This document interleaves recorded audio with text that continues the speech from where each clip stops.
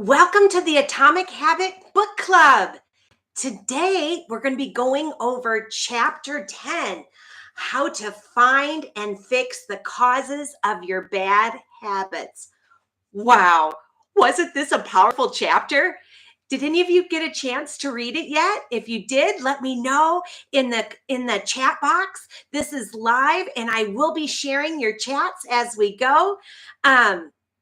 This was really a powerful chapter. There's so much in it, and I'm going to be sharing that with you. So if you didn't get a chance to read it yet, no worries. Listen to all the chat that's happening, because I tell you what, there is so much that you can do with this chapter that you could do today to make a difference in your life. My name is Gina, and I have type 2 diabetes. I also take the type 2 diabetes medication, Mounjaro. I'm trying really hard right now to lose, I'd be thrilled to lose 50 pounds. If I lost 50 pounds, I would be thrilled, but I'm shooting for 100, and I'm taking everybody along. Hi, Deb. I got Deb and Barb in the house. Awesome. Deb, I'm going to be visiting in Vegas this next week. Maybe I'll be able to run into you. Anyway, I'm trying really hard to lose weight, and the shots are nice. They do help suppress some of your appetite, which is wonderful. They take away a little bit of that brain noise, making you think about food all the time. They lessen that, which is also wonderful. But you know what? They don't totally make you lose weight. It's just a tool. Truly, your habits are going to make the biggest difference. And this Atomic Habits book is awesome. My husband and I read it a few years ago, and Jeff lost 72 pounds, and he's never taken any weight loss medications, but he changed a lot of his habits, and it made a huge difference for him. And back then, I also lost 47 pounds doing it. And but then, sometimes it's really easy to make a good habit go away and go back into your bad habits if you don't work on it. And it is time for me to work on it again. And Jeff is just retired a week ago, so we're working on our new normal and our new atomic habits. And I hope that this book club will help you too. So if you have any ideas from this chapter that you go, oh my gosh, I'm going to do something differently this next week because of some of the things we talked about, let us know in the comments, because there's a change that you might make that someone else will go, oh, I never thought of that. I think I want to do that this week too. So let's do lots of sharing. Oh my gosh. And we got Lucy in the house from England. Yay, Lucy. Glad to see that you're here. And I'm going to share a little bit of some big takeaways that I found from the book first. And then I am going to read some of your comments and some of the things that you found that were really awesome as well. So please keep typing. Oh, and Taz the Bulldog's mom's in the house too. Woo-hoo. A lot of our book club friends are here. All right. Okay. The beginning of this book, the beginning of this chapter was pretty cool. It talks about how when James Clear, the author, he went to, where did he go? He went to Turkey, and he found a gentleman there that had been living in Turkey for 5 years, and that gentleman was going to give him a tour. And he noticed that his friends, the friends of the guy who'd lived in Turkey for 5 years, they were smoking like a pack a day. They were smoking so many cigarettes. And I remember years ago, I got to be an international camp counselor at a YMCA camp in just north of Madrid in Spain, in España. And oh my gosh, at camp, first thing in the morning, you had to raise your hand if you wanted a pack of cigarettes. I didn't smoke, But oh my gosh, so many counselors smoked. And the other counselors would make me raise my hand to get a pack of cigarettes because they wanted more than a pack to smoke. And so if I had a pack, they could bum cigarettes off me all day because they knew I wasn't gonna use them. So anyway, I really remember this. And this James Clear says he asked these Turkish men how they started smoking, and the men all said, friends. It always starts with your friends. One friend smokes, and then you try it. While it was fascinating that half the people in the room had managed to quit smoking. So half the men did figure out how to quit smoking, and the other half were still, a pack a day smokers. The gentleman who was giving him the tour, Mike, he said he'd been smoke-free for a few years because he read a book called Alan Carr's Easy Way to Stop Smoking. It frees you from the mental burden of smoking, he said. It tells you, stop lying to yourself. You know you don't actually want to smoke. You know you don't really enjoy this. It helps you feel like you're not the victim anymore. You start to realize that you don't need to smoke. I've never tried a cigarette, but I took a look at the book afterward out of curiosity. The author employs an interesting strategy to help smokers eliminate their cravings. He systematically reframes each cue associated with smoking and gives it a new meaning.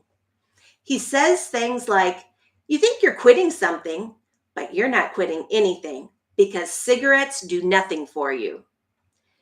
You think smoking is something you need to do to be social, but it's not. You can be social without smoking at all. You think smoking is about relieving stress, but it's not. Smoking does not relieve your nerves, it destroys them. Hey, Jeff. Hey, Gina. What you got there? Watermelons. Okay. I thought now was a good time to talk about watermelons. Okay. Do you want me to tell you about watermelons? Yeah, I do, because I have no idea where you're going with this. Well, I don't know if your viewers know this or not, but food memories are pretty strong. Yeah, they are. They're really strong. And that happened to me. I got a strong food memory from watermelons. And it has to do with reframing, which we were just talking about. Okay. Well, who doesn't like watermelons as a kid? Oh, I love watermelons. Watermelons just like go together like peanut butter and jelly, So loved watermelons, loved watermelons, loved watermelons. And there was a time I was doing student teaching or someplace or whatever. They had a little end of the year party. Or I don't know what party it was. It was a party. And they had watermelons there. And they asked if anybody wanted to take home the leftovers. And I was poor. Yeah, and me too. I grew up poor too. So I said, yeah, I'll take them. So I took them and I ate the watermelons. They were delicious. And then I got sick. I don't know if it was because, I don't know if I was just sick beforehand or if, and it was serious. It was like coming out both ends. Oh. Okay, it was terrible. Yeah. And ever since that happened, I don't know if maybe it was that the watermelons were kind of sitting out for a little while. And I took them at the end of the day, so it could have been that they, shouldn't have been sitting out too long. But what it gave me was a really strong food memory. And when you go through the grocery store or Costco, like we bought these, and you say to me, Jeff, you want to get some watermelons? What do I usually say? He always says no. But who hates watermelons? They're so delicious. Yeah, actually, the reason that I bought those watermelons at Costco is they were so little, and they're seedless, and they're little watermelons, and it was like $6, and you got 2 of them. And I thought, okay, and it's just the 2 of us living because we're empty nesters now. Yeah. And but I thought I can cut one of those little watermelons, and I could eat it myself. But if I cut a big giant watermelon, he's not going to help me eat it. That's a lot of watermelon. It would go bad before I could finish it all. Well, so do you want me to get the part about reframing?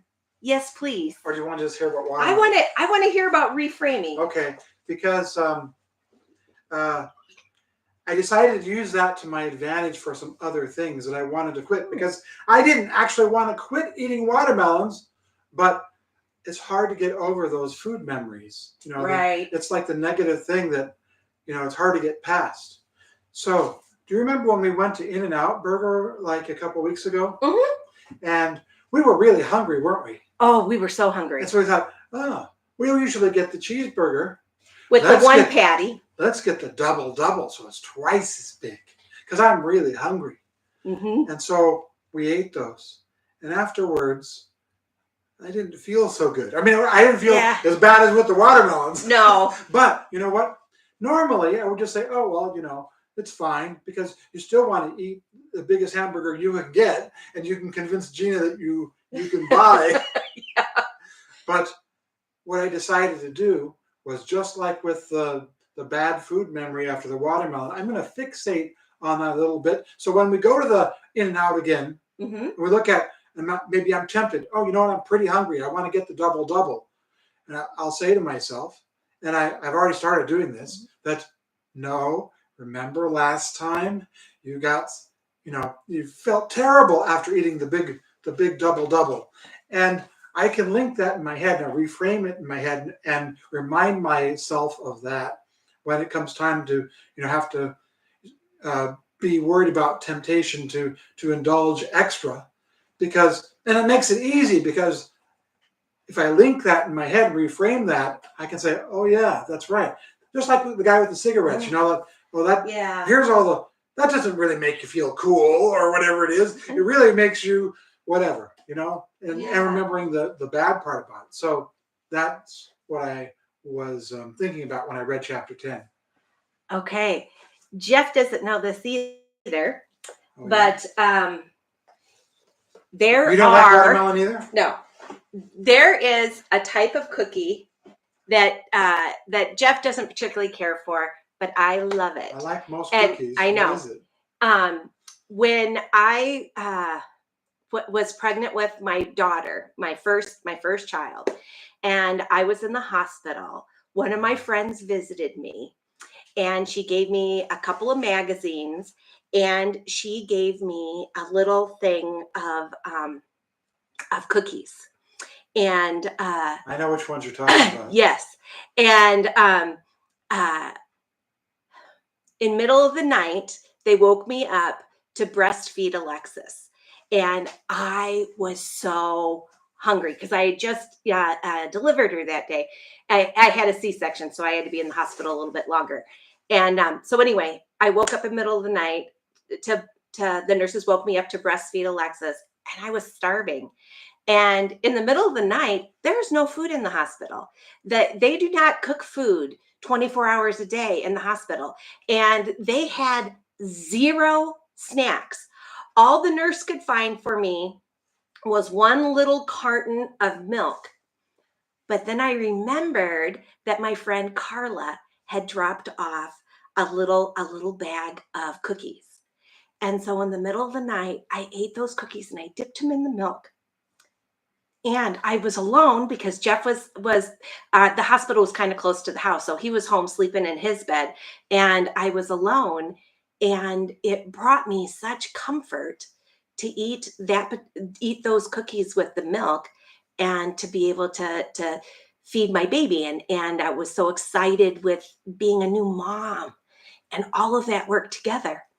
Well, my daughter now is a mom, and Jeff and I just became grandparents, and it gave me that feeling that I really wanted those cookies.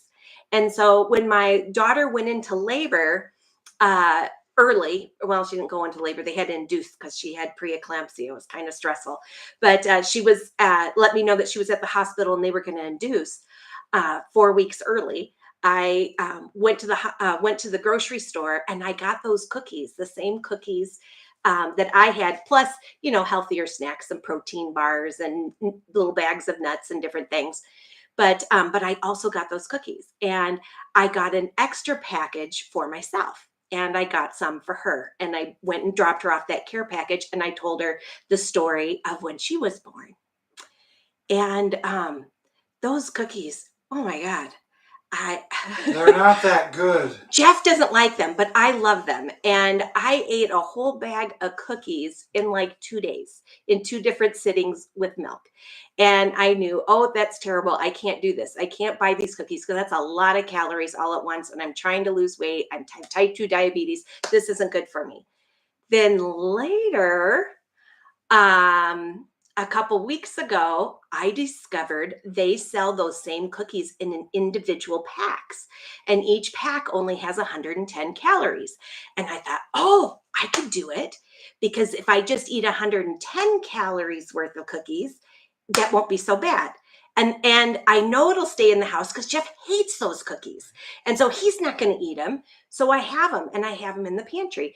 And, and I was like once a day having one little pack of cookies and dipping it in the milk and being excited about being a new grandma. And then that was helpful. This week, I had 0 cookies, and they're in the pantry. But I reframed it myself before reading this chapter. And I'm so glad. I'm going to try to do it with other things. And how I reframed it is I got diagnosed this last week with lipedema in my legs. And I also have chronic vein insufficiency. So I've got weird my valves on my veins don't work right. And it creates a burning sensation in my legs. And so I went to a vein doctor, and he also said that I had lipedema. So I've been researching lipedema, and eating inflammatory foods will make my legs swell even more, and will make them a little more painful. And sugar is is bad for you, is an inflammatory food, and flour can be an inflammatory food. And I'm not ready to release and not have any flour yet, but I'm really trying hard to reduce. And so now when I go in the pantry and I see those cookies, instead of thinking, hey, I'm counting my calories and I have enough calories today that I could have a 110 calorie treat, instead I'm looking at those cookies and I've reframed it in my mind. Instead of, this is a comfort thing, this is a joyful, loving, mothery feeling thing. Instead, I've reframed it in my mind. I look at it and I think, I don't want my legs to burn.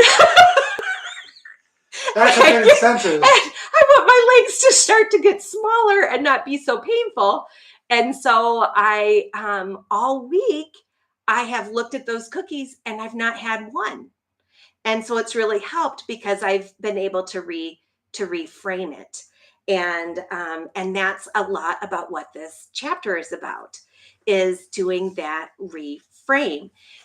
In the chat right now, if there's anything that you would like to reframe in your mind, or that you have because you've read the chapter and you've made that reframe, or like me, I didn't even know that was going to be in the chapter. To be honest, I didn't read the chapter until this morning.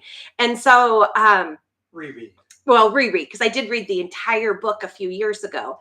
But I reread that chapter this morning, and I usually read twice before I see you guys, but I read it once and I just was starting to think about so many things. I didn't get back to reading it a second time, but oh my gosh, it's so good.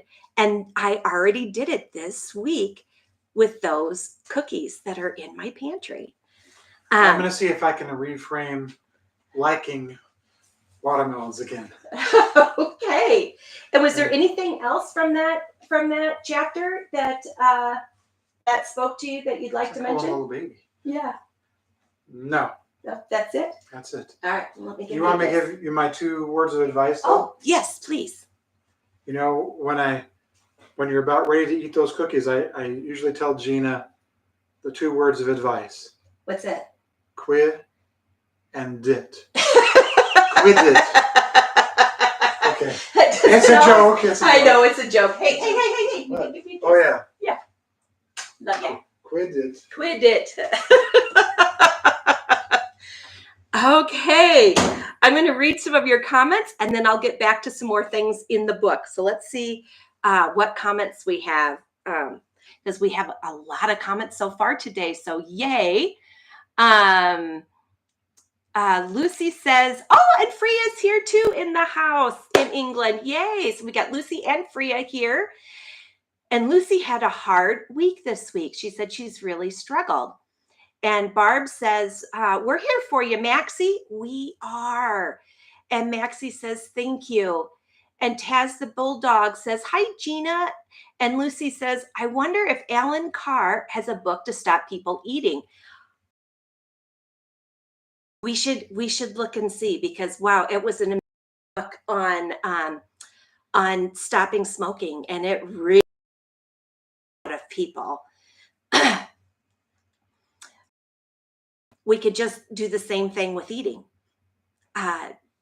Just apply it, just like they did with eating. Figure out what your red light foods are. That's what they used to call it in Weight Watchers. I did Weight Watchers a ton of times. Never totally worked for me but anyway, but they would talk about red light foods, and those are those foods that if you have them, like that kind of cookies, I can't. It was a Pepperidge Farm brand. I can't just open it and it's a whole tube of cookies, because I'm gonna want to eat the entire bag, and it's not a very big bag. And I could easily eat the entire bag with a tall glass of milk and call it good, but that's a ton of calories. But being able to reframe it now, so seeing that bag and going, yeah, I don't really want those. They're going to make my legs burn and hurt. And it's so far this week anyway, it's made it a little bit easier for me. Mindy says, joined late because I just got home. I'll go back and watch the beginning, but just wanted to say hi. Hi, Mindy. And Pam's in the house and says, hi, Jean and Jeff. It's Pam from Bakersfield, California. Last year, I ate watermelon sprinkled with tahini on it. It was my new dessert all summer and fall into the last year. It's really delicious to have those kind of spices sprinkled on cantaloupe too. I like there's a epicure spice that's very similar to tahini, and I sprinkle it on my cantaloupe. And Jeff does like cantaloupe, and he'll eat a bunch of that with me too. That is so good. Let's see. And Barb says, Jeff needs to move those watermelons. That's funny. And oh my gosh, you guys crack me up. And Lucy says, there is on Audible. Oh my gosh, there is? I should look up that book too. So Alan Carr has a book on eating too. On Audible, Easy Ways to Quit Emotional Eating by Alan Carr. Oh my goodness, you guys, that might be the next book that we do in our book club when we're done with Atomic Habits. That sounds really good, Lucy. Taz the Bulldog's mom says, I have salted caramels from Sam's and I love chocolate, but I've changed my mindset because I work out at 2:45 a.m. and then I'm being counterproductive. Yeah, that's a good way to look at it too. You can figure out how many calories it is that you burn off in an hour of working out and how many calories those caramels have. And so, if you eat one little caramel that takes you all of, 2 minutes to chew and swallow, is it worth the 30 minutes or the hour that it would take to burn it off? Getting up early. That is a good way to reframe it. And there's more in this chapter that really writes it out just right. So that's all I have in the chat at the moment. I read, so I'm caught up, and I'm going to share more with you from this chapter because this chapter is so good, you guys. So let's see. So I'm back in Turkey and reading about how to stop smoking. Over and over, he repeats these phrases and others like them. Get it clearly into your mind, he says. You are losing nothing by quitting smoking, and you are making marvelous positive gains not only in health, energy, and money, but also in confidence, self-respect, freedom, and most important of all, in the length and quality of your future life. Wow. Wow. We could say the same thing about eating cookies. You are losing nothing by not eating them, and you are making marvelous positive gains, not only in health, energy, and money, but also in confidence, self-respect, freedom, and most important of all, in the length and quality of your future life. Wow, that is powerful. By the time you get to the end of the book, smoking seems like the most ridiculous thing in the world to do. And if you no longer expect smoking to bring you any benefits, you have no reason to smoke. It is the inversion of the second law of behavior change. Make it unattractive. Because remember, if you want to have a good habit, you need to try to make that habit attractive. Well, you just do the opposite for a bad habit. You want to get rid of a bad habit, you've got to make that bad habit unattractive. And he says, I know this idea might sound overly simplistic. Just change your mind and you can quit smoking. But stick with me for a minute. Where cravings come from.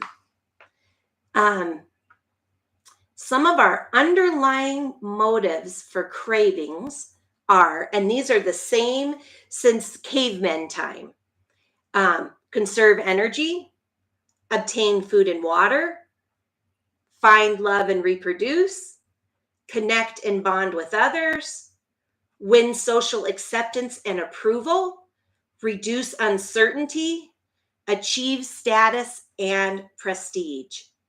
A craving is just a specific manifestation of a deeper underlying motive. Your brain did not evolve with a desire to smoke cigarettes or check Instagram or play video games or eat a ton of cookies or caramels. At a deep level, you simply want to reduce uncertainty and relieve anxiety, to win social acceptance and approval, or to achieve status. Or I'd say to get a hit of dopamine. Look at nearly any product that is habit forming, and you see that it does not create a new motivation, but rather latches on to underlying motives of human nature. So if you want to find love and reproduce, you're using Tinder, is what he has as an example. Connect and bond with others, browse Facebook. Win social acceptance and approval, post on Instagram. Reduce uncertainty, go searching on Google. Achieve status and prestige, play video games. Your habits are modern day solutions to ancient desires, new versions of old vices. And there are many different ways to address the same underlying motive. One person might learn to reduce stress by smoking a cigarette.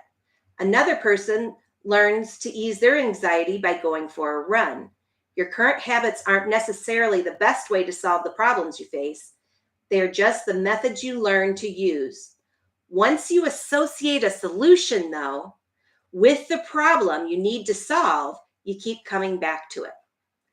Every time you perceive a cue, your brain runs a simulation and makes a prediction about what to do in the next moment. So it talks about cues, like you notice that the stove is hot. Prediction: if I touch it, I'll get burned, so I should avoid touching it. You see the cookies in the cupboard. You avoid it because you know if I eat those, they're going to make my legs fatter and hurt. Cue: you see that the traffic light turned green. Prediction: if I step on the gas, I'll make it safely through the intersection and get closer to my destination, so I should step on the gas. You see a cue, categorize it based on past experience, and determine the appropriate response. Every action is preceded by a prediction. Isn't that interesting? And then he also says, our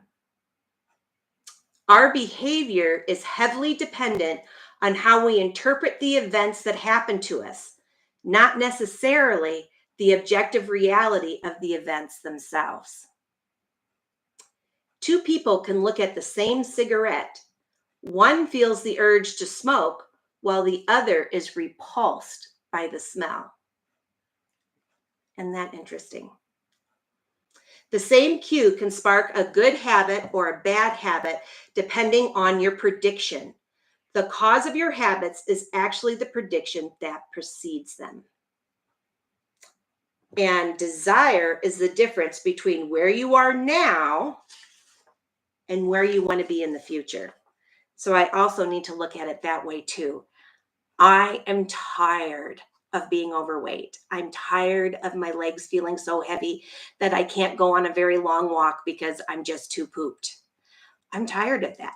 So instead, I need to reframe going for a walk and reframe eating junk food. And that, saying instead of, oh, I have to go for a walk, or, oh, I have to go lift weights, or, oh, I have to go swimming, I can say, well, swimming's too easy. I love swimming. I always have loved swimming, even as a kid. I say, I get to go swimming. Yay! I get to go for a walk. I get to exercise. And I get to lose weight because I'm eating healthy. And so change, instead of I have to lose weight and eat healthy, I get to lose weight and be healthy. It's all in how you frame it. And that's a big part of this chapter. The desire is the difference between where you are now and where you want to be in the future. When you binge eat or light up a cigarette or browse social media, what you really want is not a potato chip or a cigarette or a bunch of likes. What you really want is to feel different. Wow. How cool is that? And that talks about too, about how many people eat because they're bored. Oh my gosh, I'm an equal opportunity emotional eater. I'll eat for all the emotions: boredom, celebration, sadness, loneliness, tired. There's so many emotions that I'll look for food to cure it, even though I'm not truly hungry. That's emotional eating. Because, and that's the hard about eating is you have to eat. If you don't eat, you'll die. I mean, you have to fuel yourself, but you don't have to fuel yourself when you're not hungry, when you're using food for other things. And here he's saying, when you binge eat, what you really want to feel is different. You're looking for a dopamine lift. And so instead, we just need to look for other things that can give us that dopamine lift other than snacky foods that aren't particularly healthy. And then I also highlighted, whenever a habit successfully addresses a motive, you develop a craving to do it again. Habits are attractive when we associate them with positive feelings, and we can use this insight into our advantage rather than to our detriment. You make hard habits more attractive if you learn to associate them with a positive experience. And then that's where he talks about on page 131. Now imagine changing just one word. You don't have to, you get to. You get to wake up early for work. You get to make another sales call for your business. You get to cook dinner for your family. By simply changing one word, you shift the way you view each event. You transition from seeing these behaviors as burdens and turn them into opportunities. So you need to choose your mindset. And then he says, I heard a story about a man who uses a wheelchair. When asked if it was difficult being confined, he responded, I'm not confined to my wheelchair. I am liberated by it. That's pretty powerful, isn't it? If it wasn't for my wheelchair, I would be bedbound and never be able to leave my house. This shift in perspective completely transformed how he lived each day. Reframing your habits to highlight their benefits rather than their drawbacks is a fast and lightweight way to reprogram your mind and make a habit seem more attractive. And like exercise, it's time, instead of saying, I need to go run in the morning, I say, it's time to build endurance and get fast. Finance. Saving money is often associated with sacrifice. However, you can associate it with freedom rather than limitation if you realize one simple truth. Living below your current means increases your future means. The money you save this month increases your purchasing power next month. And then he even talks about sometimes people get nervous before, believe it or not, I get nervous before I do a live because I don't know, am I going to have brain fog and forget something, or, and I'll get a little nervous. And he talked about pre-game jitters, but someone can reframe I am nervous to I am excited and I'm getting an adrenaline rush to help me concentrate. And I get excited as soon as I see someone type in the chat that they're there. And a lot of you, I get excited because I know Taz the Bulldog's mom's in the house. Woohoo! Hey, Barb's here. Lucy's here. My buddies are here. And that brings my nervousness to excitement. And it's always so exciting to have you guys here. All right, I am almost to the end of the chapter, but I see there's some more comments. So I'm going to read your comments and then I'm going to finish up, but we are almost done. This was really quite the powerful chapter. Let's see where we had left off. Okay, so Lucy had said on Audible, there's an Alan Carr book, Easy Ways to Quit Emotional Eating, which, Jeff, we need to get that book. I think maybe that could be our next book club book when we're done with this one. And Taz's mom says, oh, yeah, about the salted caramels. And okay, Mindy, here's where we left off. Mindy says, I learned this from another YouTuber, but I reframed my calorie counting. Instead of looking at it as restrictive, I look at it as counting to make sure I'm eating enough. Oh my gosh, that is so true, Mindy. And that is one of the reasons that I write down stuff too. Actually, I've been writing down my calories and what I'm eating. I like to do it like this. Oh, good. I think that can be seen pretty well. I just started taking pictures of my my food diary. I'm going to start posting them in the community part. So if you go to Anchor Moments and you go on my front page of my Anchor Moments YouTube channel, there's a tab that says community. If you click the community tab, it's almost like Facebook where you can I can put pictures of things. And I had a poll in there asking now that Jeff's retired, what time they want me to do my Mounjaro Monday lives. And 6 o'clock Arizona time worked. And 6 o'clock is also West Coast time. And it's 8 o'clock Central, 9 o'clock on the East Coast. And I'm so sorry, Lucy. It's like crazy, like middle of the night for you, but you'll still be able to catch me. You can catch me live on Sundays and then catch the replay. Unless you wake up middle of the night, then you'll know now when to expect me. So anyway, that was the time that won. So that's the time that I'll be doing my Mounjaro Mondays. But also in the community tab. So sometimes I'll do polls like that. But I'll also I'm also going to be putting some of my my food diary, and I will tell you before later in the evening. I looked at my stuff and went, uh-oh, I need to eat again because I haven't had enough protein yet. And I haven't had enough calories because I was at 960 calories and I want to eat at least 1,100 because if I eat less than 1,000 calories consistently, I've done that in the past, and my body will stop losing weight. I'll be on a horrific, horrific stall if I do that. And it's a terrible stall because it's a starving while you're stalling, which is awful. So I always have to make sure I eat enough. And when I wrote my stuff down, Mindy, that's what happened. I looked, and at about 9 o'clock, I was like, hey, wait a minute. I added everything up and I went, oh, I haven't eaten enough. And I need to eat a little bit more protein too. So I had a really nice healthy snack that I got to have because I wrote everything down and saw that I actually hadn't eaten enough. And so I was able to put that down. So it really is true. It's helpful to really get, so you're not lying to yourself, that you can see, take a picture. What am I actually doing? Am I eating enough protein? Am I eating enough fiber? Am I getting enough water in? And you'll know if you write it down, or my husband doesn't do it this way. He likes to use my Fitness Pal app. And I know there's a bunch of other really great apps too that you can write your stuff down in on your phone.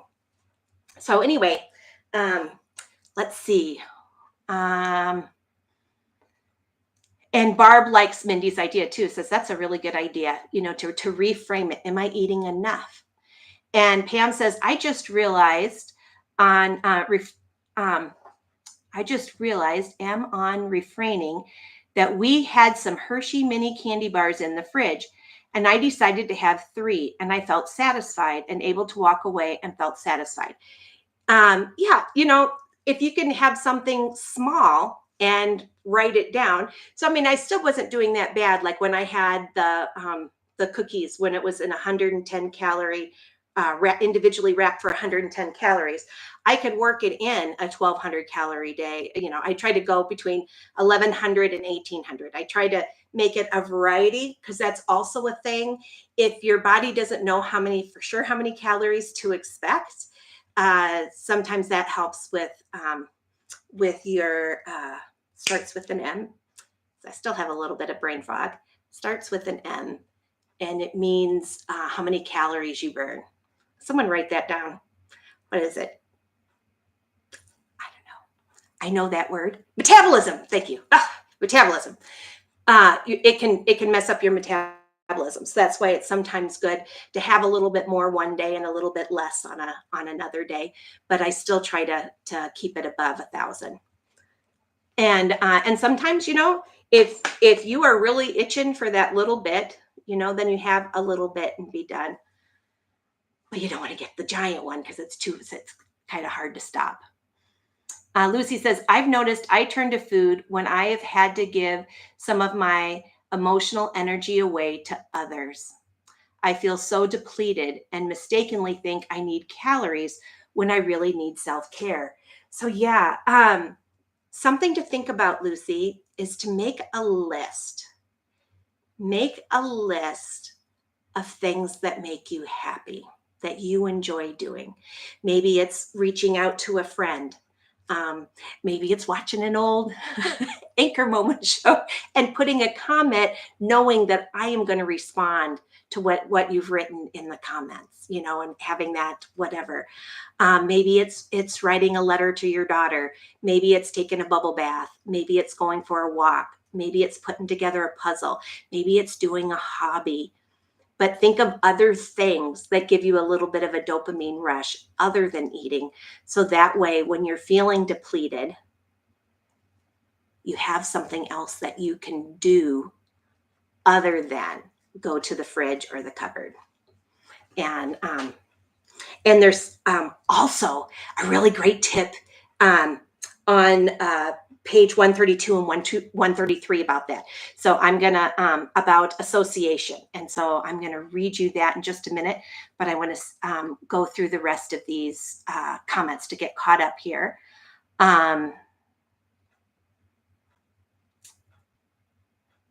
Okay, now it's Jeff's turn. Anchor Moments RV, which is my hubby, that's our other YouTube channel, says, I love these comments about how you all are reframing to increase your desirable habits and decrease the bad habits. Thanks. Yeah, these are all great tips.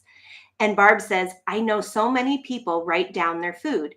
That reminds me of a lifetime of having to do it. The Moochie nutritionist suggested I take pics of what I eat to see what I've had that day. That's a good idea too. Actually, my husband is doing both. He's actually taking pictures of his food, and he's also putting it in his app. But he's been posting him this week on Facebook, and he posts publicly. So if you look for Jeff LeBenz on Facebook, you'll be able to see his posts about that. And but anyway, the taking of the pictures. But yeah, you wouldn't even have to write it down. You could take pictures, because heck, how many of us, we've been dieting, most of us, off and on our whole entire lives. A lot of us know how many calories things are without even having to write them down. That if you did just take pictures, and then, and then when it's early enough in the night that if you didn't eat enough, you'd have time to eat a little bit more and still do some things in the evening before going to sleep. You could look through your pictures, and you'd kind of know by looking at it, and did I eat enough or not? Or does it look like there's not very much protein here? Maybe I should have a protein bar, or a little 3-ounce baggie of chicken in the refrigerator, or whatever. Or gosh darn it, doesn't look like I've had enough vegetables today. And then go to the fridge and get out some vegetables, or have an apple or something. So anyway, that is another excellent idea. Just like weighing yourself. Different people have different triggers with the scale. For me, I need to weigh myself daily. However, I don't count what I weigh that day as necessarily my weight, because I know how much salt I had the day before is going to make a difference. I know, did I poop good or not? That's going to make a difference.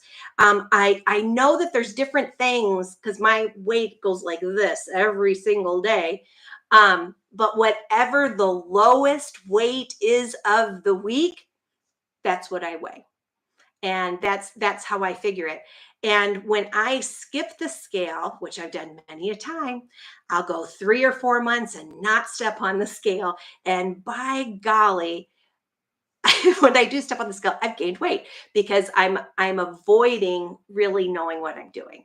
And so for me personally, it works better, but it only works for me if I count my lowest weight of the week as my weight. That was something that used to bother me about Weight Watchers.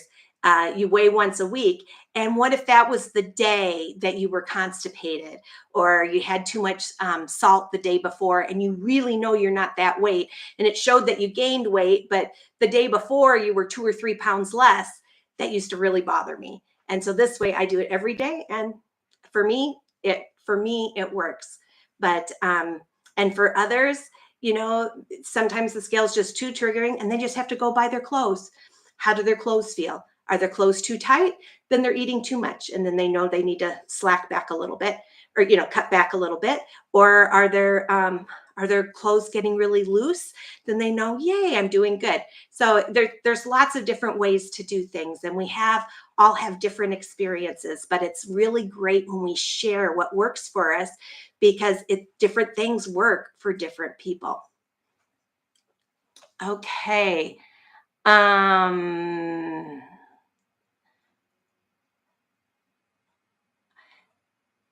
And Mindy says, thanks, Barb. Sometimes the struggle is real on Mounjaro. Yeah. Because it's just a tool, but it's not the whole thing. It's not even close to the whole thing. It truly is just a tool. It's a great tool, but it's still just a tool. And Barb says, indeed. And Mindy says, love the photo idea, Barb. I know, that's such a great idea. And Health at Any Cost, which is Barb, says, counting calories makes me sick to my stomach from all the pressure my whole life to do it. Yeah, then you don't want to go that route. And she says, I have to share, maybe TMI, but when I know I need to stop eating, I take my teeth out. But that's a great cue. You're giving yourself a cue. That is a great cue. And Taz the Bulldog's Bob says, whatever works, Barb. And we support you. We do. And she said, I'll hold them for you if need be. And Barb says, thanks, Taz, with the heart. You're the best. And GLP family. Aw, the GLP-1 family. I love you guys. And Lucy says, Barb, that is hilarious. And Taz's mom says, for me, I know, I said it before, but it's mind, body, and spirit. I can't do one without the other. Wow, Taz's mom, that's the mission of Anchor Moments. My mission with this channel is to feed your body, mind, and spirit. If you get a chance, please just go to my regular front page of my Anchor Moments channel and click playlist. I think there's at least 20 different playlists, and there's a lot of things for feeding your body, mind, and spirit, not just the Mounjaro Mondays and the Atomic Habit Book Club, but there's a lot of things in there. We've got a forgiveness playlist and a depression playlist, a Christmas sing-along playlist, karaoke kind of thing, all kinds of stuff. But yeah, that's my mission and my hope. And you guys, all of you out there, my Anchor Moments tribe and crew, you feed my body, mind, and spirit too. And I appreciate all your stuff that you guys put in the chats. And I want to thank you all for subscribing to the channel too. It really means a lot to me. And Mindy says, Barb, that is like Jeff closing the kitchen at night. Yep, I was just thinking that. Yep, kitchen is closed.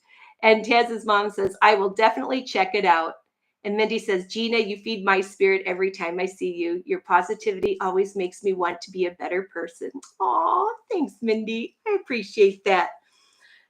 And Taz the Bulldog's mom's being sweet too and says, agree, Mindy, with some hearts. All right, let's go to the last 2 pages because these 2 pages are super, super good and are going to help you out with more things. Okay, so I did the pre-game jitters. So instead of saying I'm nervous, say I'm excited. Okay, he says here, and this is huge. If you want to take it a step further, you can create a motivation ritual. All right, be thinking about this. And if you guys think of a motivation ritual, put it down or let us know. You can even let me know tomorrow on a Mounjaro Monday live that we'll be doing 6 o'clock Pacific in Arizona time, 8 o'clock Central, 9 o'clock Eastern, what you'd like to have as a motivation ritual. Or let me know next Sunday when we do chapter 11. Okay. A motivation ritual. You simply practice associating your habits with something you enjoy. Then you can use that cue whenever you need a bit of motivation. And then they gives kind of a fun one. For instance, if you always play the same song before having sex, then you'll begin to link the music with the act. Whenever you want to get in the mood, you just press play. A boxer from Pittsburgh benefited from a similar strategy without even knowing it. His focus and concentration goes up just by putting his headphones on while writing. He says, I don't even have to play any music. Without realizing it, he was conditioning himself. In the beginning, he put his headphones on, played some music he enjoyed, and he did focused work. After doing it 5, 10, 20 times, putting his headphones on became a cue that he automatically associated with increased focus. The craving followed naturally. And sometimes he'd just put his headphones on and forget to even turn the music on, but he could focus more with his writing. And athletes do the same thing, like a baseball player, when they warm up before the game. And then they're in the zone. And even if I wasn't motivated beforehand, by the time I was done with my ritual, I was in game mode. And then here they give a really great example. It says, you can adapt the strategy for nearly any purpose. Say you want to feel happier in general. Find something that makes you truly happy, like petting your dog or taking a bubble bath. For me, I like blowing bubbles. I always have bubbles in my house, And when I need to relax, I go outside and blow bubbles. And my grandma name is Grandma Bubbles, and Jeff's going to be Pop Pop. Just FYI. Okay. So where was I? So find something that makes you truly happy, like petting your dog or taking a bubble bath. And then create a short routine that you perform every time before you do the thing you love. Maybe you take 3 deep breaths and smile. So do 3 deep breaths. 1, 2, 3. Smile. Pet the dog. Repeat. 3 deep breaths. 1, 2, 3. Smile. Pet the dog. Repeat. Eventually, you'll begin to associate this breathe and smile routine with being in a good mood. It becomes a cue that means feeling happy. Once established, you can break it out anytime you need to change your emotional state. Stressed at work, but your dog's not there, that's okay. If you're stressed at work, take 3 deep breaths and smile. Sad about life, take 3 deep breaths and smile. Once a habit has been built, the cue can prompt a craving, even if it has little to do with the original situation. The key to finding and fixing the causes of your bad habits is to reframe the associations you have about them. Are you still doing this chapter? I'm just about done. That was finished. Now it's to chapter summary. That's the end. Okay. Because I thought of one other thing. Oh, okay. Share, please. I was at an event, a social event. Okay. Okay. And I remember, and I'm not a social guy. No, he's not really. Know. He's an introvert and I'm an extrovert. So I get more energy being at an event and it sucks the energy out of Jeff. She goes like this. I go like this. Uh-huh. Over time. Yes. So anyway, I remember somebody coming up to me and saying, after looking at me, at least pretend you're having a good time. And I thought about, I'm a pretty good actor. I can do that. And so I started smiling. And what do you know? But pretty soon I felt good too. Because you know what? When you're smiling, usually you're feeling good. It's not a bad idea also to reframe your thing by just smiling. Wow. Okay. Hey. Did you know? Have you heard that story before? No, Jeff's never shared that story with me before. Oh my gosh. Hey, that'll be a good thing because I'm going to be we're doing everything together now that he's retired. And I want to take him to some more things. And so if he looks a little sad, I could give him a little elbow and say, hey, Jeff, smile. Because, it actually does make you feel good. It does help. That's true. That's true. Okay. Anyway, that's all I had to say. Oh, that's a good one. Okay. Thanks, sweetie. Sure. Bye. Bye. All right. I'm going to read the last of your comments, and then I'm going to let you guys go. Did you read my comment yet? Did you do more than one? Nope, just one. Oh, I did yours. Yep, I did. Let's see. Let's see. Taking the teeth out.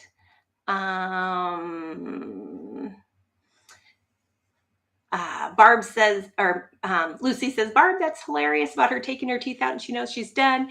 And Tazza Bulldog's mom says, for me, I know I said it before. Oh, yeah, but the mind, body, and spirit. And Barb agrees too. And Lucy says, I wish I had someone like you in my life when I was growing up. Oh, you guys are awesome. Well, we're friends now.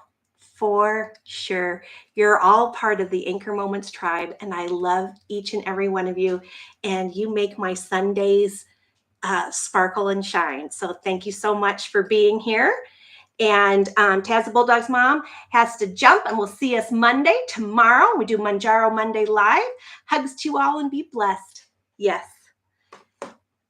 Have a wonderful day. Over here is our playlist, probably for Atomic Habits, if you're watching this on replay tomorrow.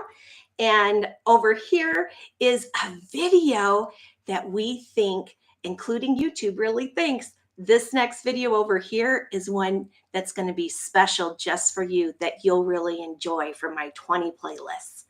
Have a great day. Love you too, Barb. Bye-bye.